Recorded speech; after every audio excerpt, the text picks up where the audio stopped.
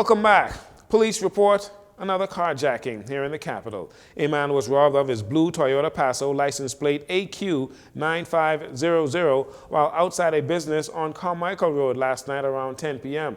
He was approached by a group of men asking for money. One of them took his keys from his car ignition and pointed a firearm in his direction, demanding that he get out of the car. The man complied.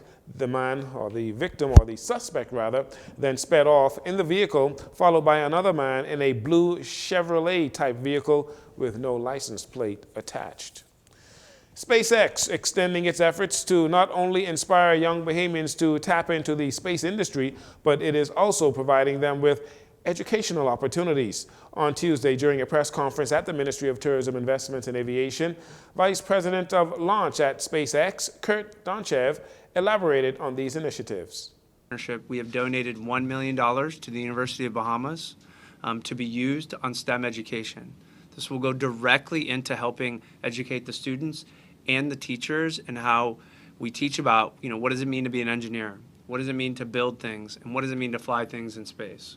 Right? That little investment, I think, will pay back dividends when it comes to what we're going to see happen in the future. Starlink is a part of the SpaceX organization, and it provides high-speed internet access to many people, affording opportunities in education, disaster relief, and medical care. As part of our partnership to help inspire the STEM education in the Bahamas, we're donating another 300 units of Starlink service along with 1 free year of service as a start. This will cover a Starlink unit in every public school, plus some ability to have it in some of the private schools and nurseries too. We're also donating 56 Starlinks to DRM, the Disaster Relief Management Agency here in the Bahamas.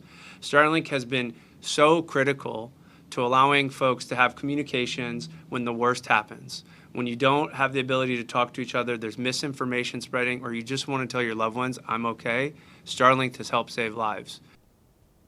To date, there are over 7,000 Bahamian Starlink subscribers. It is hoped that the disaster relief donation would be completed in time for the opening of the new school year in September.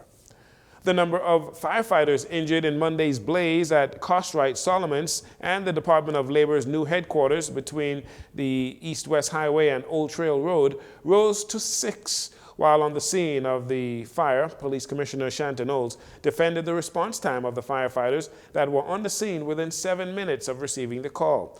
With a number of major fires around the Bahamas in recent weeks, the Police Commissioner was asked for an update on the new fire trucks promised by the government. We are looking at new equipment. I've traveled about a month ago to look at the possibility of acquiring new equipment. My minister stands here with me, and he assures me that the government is working with me to acquire those vehicles as soon as possible. Knowles was referring to the Minister of National Security, Wayne Munro, who was also present at the scene of the fire that also damaged the future home of the Disaster Risk Management Agency and the Department of Immigration. And finally, the newly renovated Solomon's Food Store and Cartwright will not be open for business for some time. In a written statement from the parent company, AML Foods, they say the damage from the fire has led to the loss of both stores, but their commitment to their employees and the community is stronger than ever. They have activated their business continuity plan, and their team members are being temporarily relocated to work at other nearby store locations to ensure job security. AML management also says, contrary to original reports, the fire does not seem to have been started by a generator fault at Solomon's, as their generator there was not impacted by the fire. Investigations continue into the cause of that blaze. That'll do it for your JCN Evening News. Once again, I'm Jarino Saunders. It's been a pleasure to have you join us. This segment of the news has been brought to you by Sun Oil Limited.